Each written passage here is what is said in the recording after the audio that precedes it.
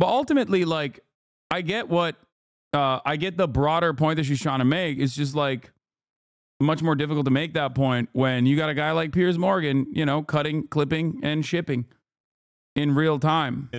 Would you like to apologize? This is also one of the issues that I have with debate culture in general, which is that it's rarely ever about like honest discourse.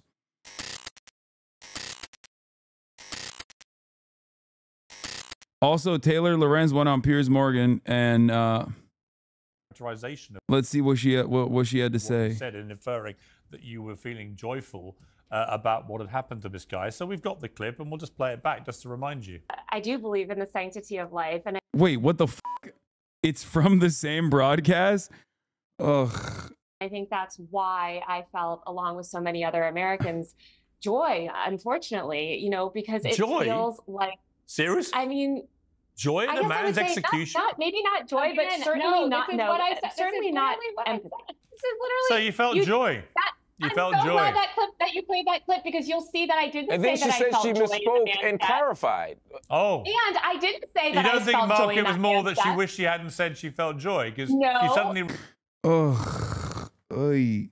Why is this kind of like smarmy clip-baiting, like quote combing so permitted on the right, but when leftists do it, everybody yells at them for being fucking annoying and being like woke scold SJWs. It's just like, it's so frustrating to see. Like, how come nobody ever fucking calls out the right for this shit when they're like, yeah, you're being an annoying little woke scold and not offering room for nuance in this conversation.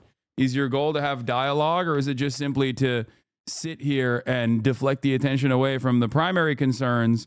I'm over here explaining what, I don't know, the broader population feels. But it seems like that's not something you want to have. That's not a conversation you want to have. You realize how Piers, bad it why sounded. don't you listen to that clip again? Because I don't say that joy, that I feel joy in the man's death. I said I feel joy because, and that's exactly when you cut me off. And if you let me finish, I would say I feel joy. Oh, bullshit, Piers. You don't. No, you don't know what was in my head. That's not. She's right. She's right, Piers. Bullshit. She actually said, "I feel joy," and then you interrupted her there. Perhaps I don't know what she was going to say, but she certainly didn't get a chance to finish. Well, finish the viewers thought. can watch the whole thing in the right context. And you may not realize this, but we don't censor things here. Mark, I don't know why you're going out of your way to defend her, mate. Because Taylor, let's be honest, you know what you said. You wish you hadn't said it. Let me give Taylor an opportunity. I can tell you why, if you're actually curious. It's because when it happens to conservatives, they own the things they say, while leftists don't say the CEO is no better than a serial killer, which is the correct response. Yeah, I think that's part of it. I think that is part of it. But also, there's a tendency on the left to also immediately disavow and condemn others who are ideologically on your side. That they're like, whoa, it's not. I don't agree with the fuck as of shit. There needs to be like some semblance of shamelessness that conservatives exhibit, I think, in this process. But ultimately, like, I get the broader point that she's trying to make. It's just like much more difficult to make that point when you got a guy like Piers Morgan, you know, cutting, clipping, and shipping in real time. Would you like to apologize? This is also one of the issues that I have with debate culture in general, which is that it's rarely ever about like honest discourse with interlocutors that might have reasonable disagreements, but ultimately still respect for one another, you know? And it's instead a shit-stirring contest. That's it. Apologize for using the word joy. Again, if you take the word joy completely out of context from the word that I said it, would you like to? It was because would you like to apologize? Yes. Remember when the Queen died and you smoked that pack in front of Zoil? You should be smoking that CEO pack right now. I would never do that. I don't know what you're talking about.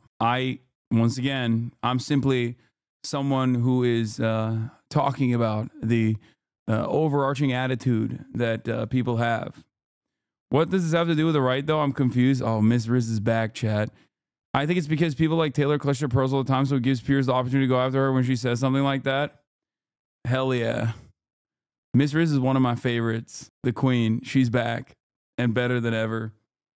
Once we banned Sheltered Rosebud, someone had to take her place. Anyway, saying the CEO is no better than a serial killer is completely unproblematic on a moral plane compared to the litany of racist and sexist shit like the right spews regularly, seemingly without pushback. Look at Trump. It's just a failure of counter messaging against right-wing media that shapes the narrative. around things like that. Yeah, but this is one of the few instances where, regardless of the right wing that normally is very good at reframing the narrative into a left-right dynamic, into camps that people already have like anger and resentment towards, and move the attention away from class dynamics that are that unite many people regardless of color, creed, age, or ideological backgrounds. This is one instance where people are like, nah, I don't really give a shit. Yeah, healthcare is pretty bad. I don't care that this happened. It's actually awesome that it happened. That's the attitude, at least, that a lot of people have towards this, if that makes sense. And I think ultimately a lot of these right-wing guys that are desperately trying to do their primary function, which is to move the attention away from the anger and resentment that people feel towards CEOs and for-profit healthcare, are kind of falling short of what is necessary because of the very glaringly obvious ways that people have been hurt by this industry. Played the clip. Yes or no? You just played the clip that showed that I said I feel joy because. Yeah, getting bogged down about what you said is exactly what Piers wants in this situation.